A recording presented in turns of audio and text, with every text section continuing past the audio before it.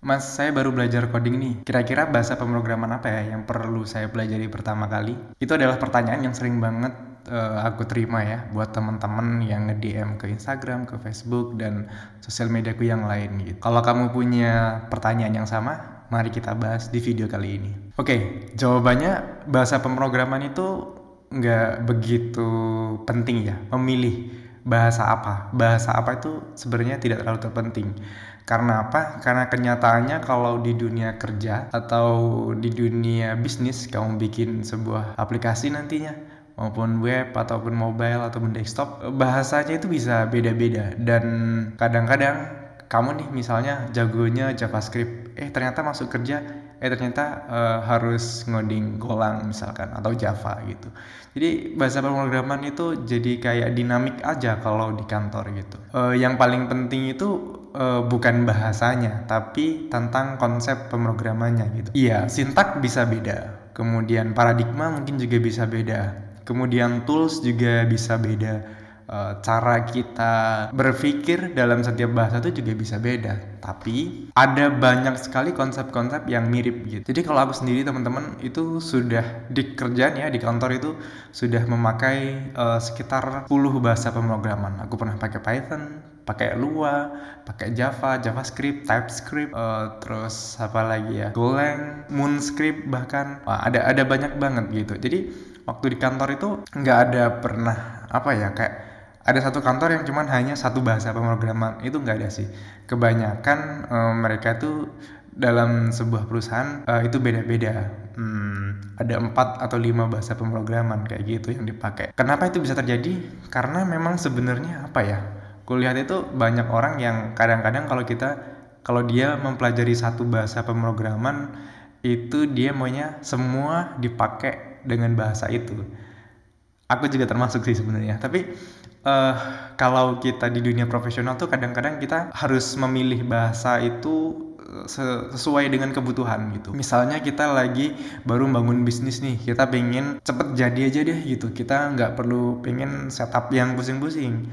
Nah untuk itu apa kira-kira bahasa pemrograman yang paling cocok? Nah gitu, jadi kayak saya senangnya C++ gitu, jadi saya mau bikin semuanya pakai C++.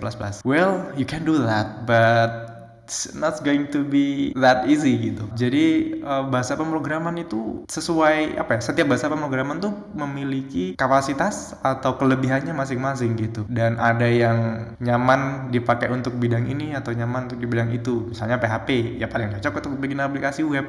PHP kalau mau untuk dibuat bikin aplikasi Android ya it's impossible for now gitu. Jadi karena apa, orang-orang yang investasi di pengembangan aplikasi Android pakai HP bahkan nggak ada gitu. Makanya kalau kamu mau memilih bahasa pemrograman itu disesuaikan dengan kamu bikin apa gitu.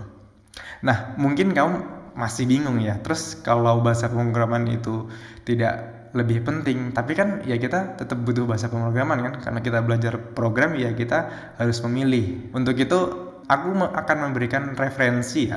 Ini adalah bahasa-bahasa yang aku sendiri pakai di kantor, yang aku pakai untuk project pribadi dan banyak mungkin peluang pekerjaannya. Yang pertama itu mungkin JavaScript. JavaScript itu luar biasa besar ya, bisa dipakai di mana aja gitu.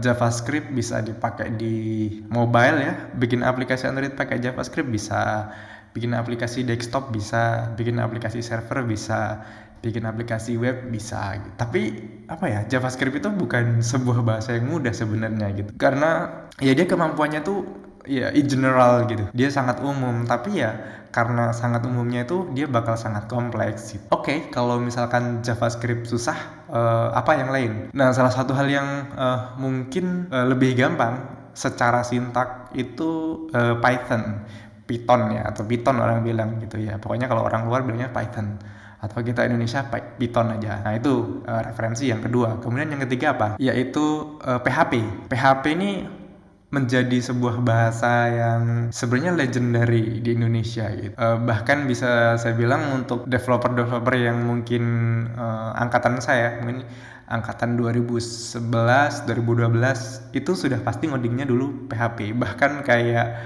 At that time kayak PHP itu adalah satu-satunya bahasa pemrograman yang dipakai orang Indonesia gitu ya, meskipun ada Java ya, Java juga salah satu yang besar gitu. Nah ya referensinya setelah PHP kamu bisa juga pilih Java. Java itu ini menariknya apa ya, Java ini salah satu bahasa pemrograman yang cukup tua juga sebenarnya, dia kayak seangkatan lah dengan PHP gitu, umurnya udah puluhan tahun gitu. Tapi Java itu juga kayak termasuk mulai ditinggalkan sama orang.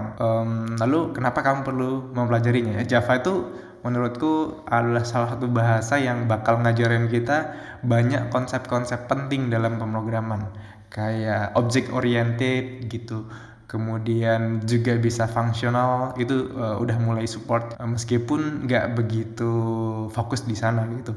Tapi kalau kamu mau mempelajari fundamental kayak object oriented programming, itu Java itu adalah bahasa yang paling bagus sih. Dan uniknya ini, aku dulu pernah kerja di bank.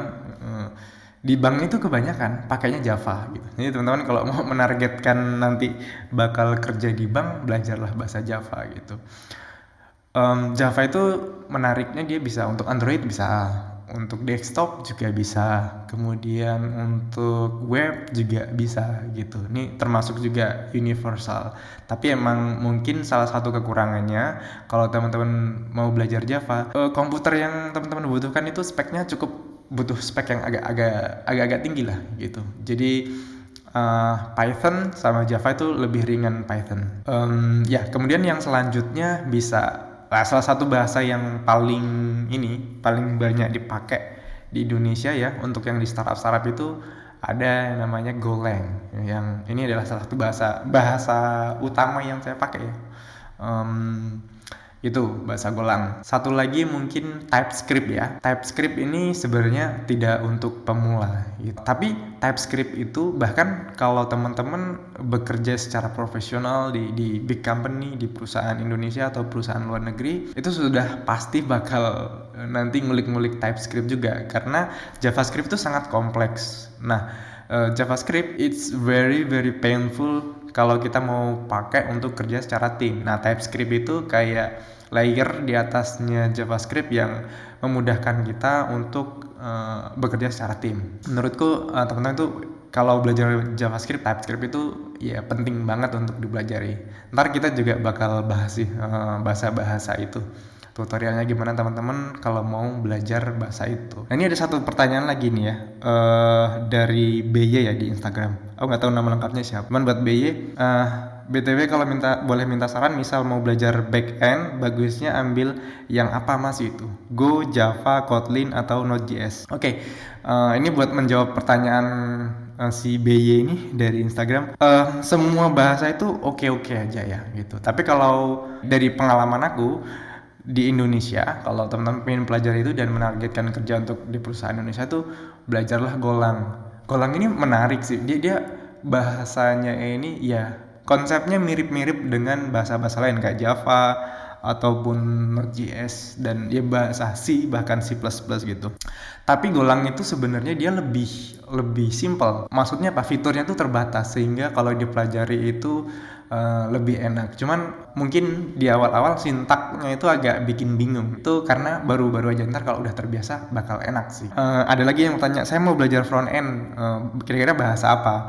Nah, buat kamu yang mau belajar front end, bahasa yang wajib dipelajari itu adalah JavaScript. Karena apa? Karena ya di web itu adanya JavaScript. Ya kita bisa bikin aplikasi web front end itu pakai bahasa lain. Tapi browser kita itu dia hanya menjalankan HTML, CSS, dan JavaScript. Kalaupun kita misalnya pakai ReasonML, itu tuh juga pada akhirnya bakal ditranspile ke JavaScript. Jadi yang jalan di browser itu JavaScript. Kebutuhan untuk memahami konsep-konsep JavaScript itu sangat penting banget kalau teman-teman bakal jadi front-end developer. Nah, terus ada lagi yang ini mobile. Nah, kalau mau belajar mobile development, apa bahasanya gitu. Kalau mobile development tuh malah sebenarnya enak.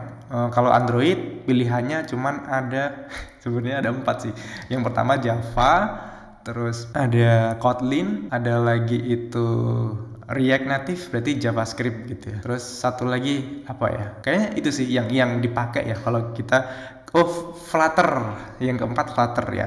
Itu. Jadi kebanyakan sekarang tuh kalau di Indonesia itu adanya yang job-job yang banyak itu ada Flutter dan juga Kotlin. Jadi kalau mau belajar Android ya udah bahasa itu yang dipilih. Tapi gimana kalau saya nggak suka itu, mau Java aja atau JavaScript? It's okay gitu, nggak apa-apa. Karena kadang-kadang kalau kita belajar orientasinya duit, kita udah belajar udah sulit-sulit tapi kok nggak dapat duit, nggak dapat kerjaan, itu biasanya bakal nyerah gitu. Jadi kalau misalnya it's okay to be idealis ya, teman-teman, saya maunya bahasa ini gitu, ya udah pelajari sampai dalam, sampai kupas tuntas gitu, karena nanti ketika teman-teman jadi ahli di satu bidang itu bakal ada job-job yang datang juga gitu. Karena kalau aku sekarang itu apa ya, sekarang tuh aku belajar bahasa pemrograman Rust, aku makainya Rust, dan bahkan di Indonesia bisa aku bilang belum ada perusahaan-perusahaan startup atau perusahaan besar yang pakai Rust gitu di kantornya. Terus ngapain aku belajar? Iya, karena aku suka. Terus apakah bisa dapat duit dari situ? Bisa gitu. Ada banyak cara ya.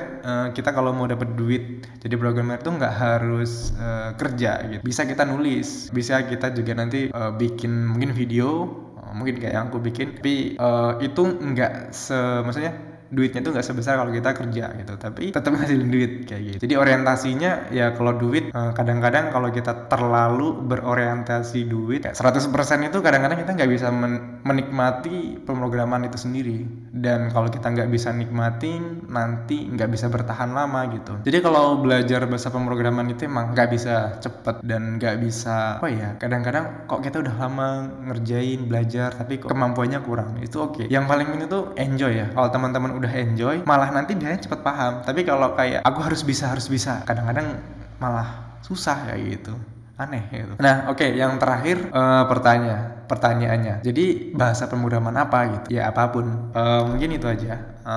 Mudah-mudahan kalian dapat pandangannya atau gambaran lah seperti apa cara memilih. Yang jelas bahasa pemrograman apapun oke. Yang itu yang paling penting, ya udah langsung belajar ya sekarang, jangan ditunda-tunda.